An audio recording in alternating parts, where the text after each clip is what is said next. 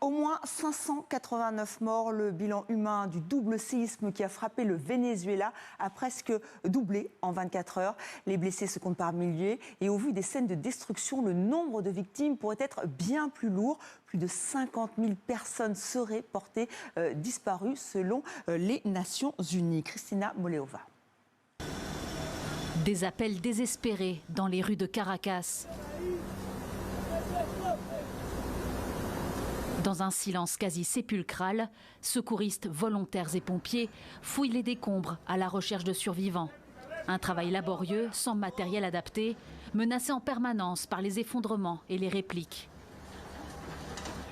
Rapatriés dans les quartiers épargnés par les destructions, les familles des disparus attendent anxieusement des nouvelles de leurs proches.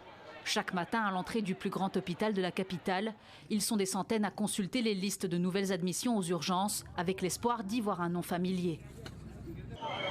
J'ai retrouvé mon beau-père, mais il me manque encore un membre de ma famille. Là où il habite, le séisme était faible, mais tout s'est effondré.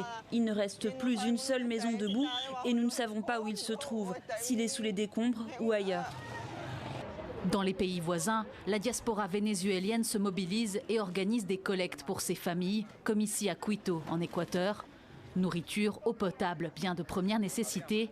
Tout est rapidement emballé et expédié dans la région de Caracas avec l'aide des gouvernements locaux.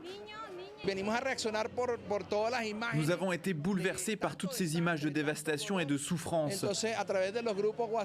Immédiatement, tous les Vénézuéliens vivant en Équateur ont commencé à se mobiliser via des groupes WhatsApp et à prendre spontanément des initiatives.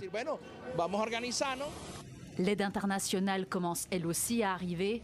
Des équipes de secouristes spécialisées mexicaines et espagnoles ont décollé ce vendredi avec des colis d'aide humanitaire et des équipements de déblaiement. De son côté, Donald Trump a déclaré que les États-Unis étaient prêts et disposés à aider Caracas et a annoncé le déblocage de 150 millions de dollars d'aide.